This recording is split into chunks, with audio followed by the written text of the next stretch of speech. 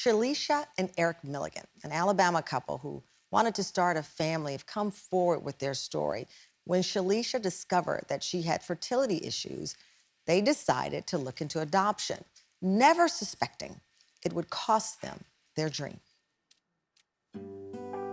Our dream was to expand our family, and upon discovering that I had fertility issues, we decided to look into adoption. And we were looking forward to providing a good home for a newborn. So when we first started looking into this, our lawyer advised us to look into social media as a means to save some money in the effort to adopt a child.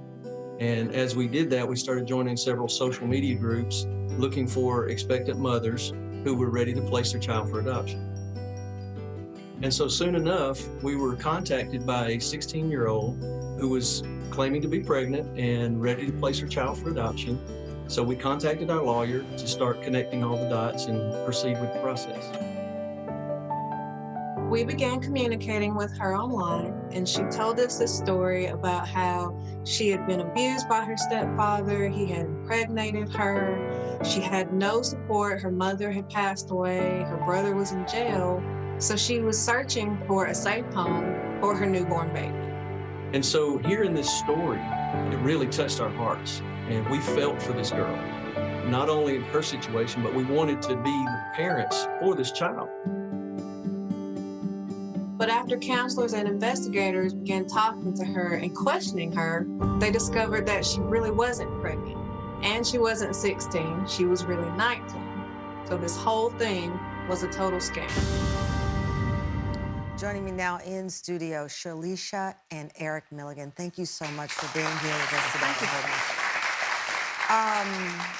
Listen, my thoughts are just with you. I read your story, and even watching it here with our audience, I started tearing up.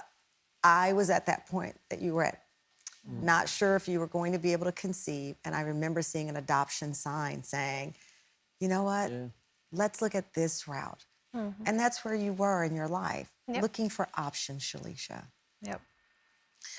When you started to go online and tell your story, did that give you hope that, okay, maybe there's somebody out there?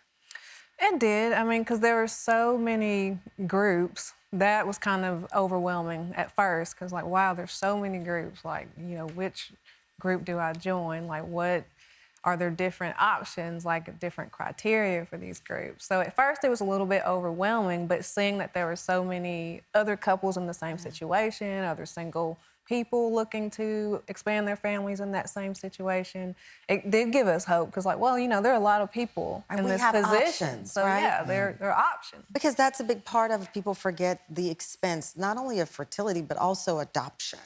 And you thought, okay, we found a way that fits what we can afford, but gives us an opportunity to bring a child in that we will love dearly. Right, right.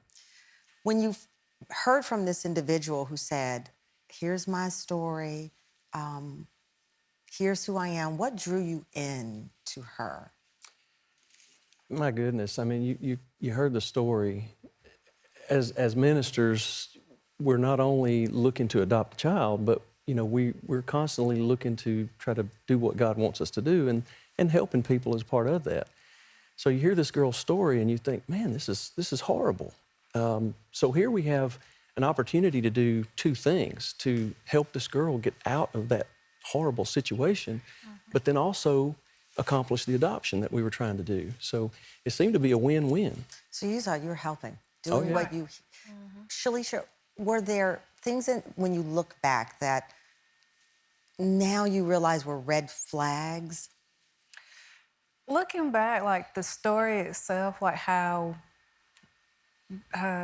intense it was, you know. It's like problem after problem. Right, Molested, dead in jail. And then sharing all that information so quickly, because, I mean, since then, we've been in touch with other expectant mothers trying to adopt, and they're not very quick to just put it all out there. Like, they're trying to feel you out, and you're trying to feel them out, trying to get to know you.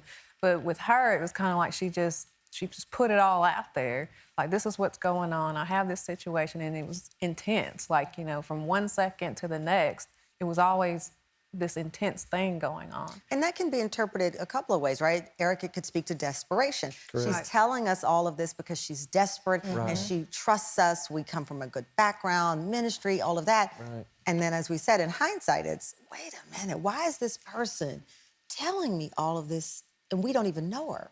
Right. Yeah. Did you ever, or did she ever offer to meet in person? No, after we got the story from her, we got into contact with our adoption lawyer. We're like, we're hearing from this young lady. This is the story we're being told.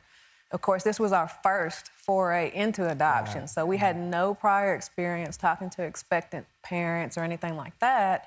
So he asked us to get in touch with her to see if she would get in touch with him, and he could talk to her and try to vet the situation and see what was really valid or not. And she did. She contacted him.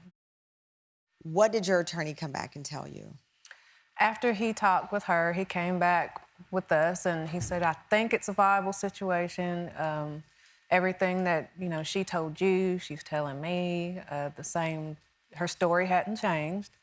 So he was like, well, I think the most important thing would be just to get her out of that situation first and then see what we have from there. And so he works with a network of people that rescue women out of domestic situations, things like that. And so he got in contact with people he knew that actually talked to her and went to rescue her, basically. And as the investigation continued, the story unraveled, and you discovered this person was not telling the truth. Right. What was that gut punch like for you?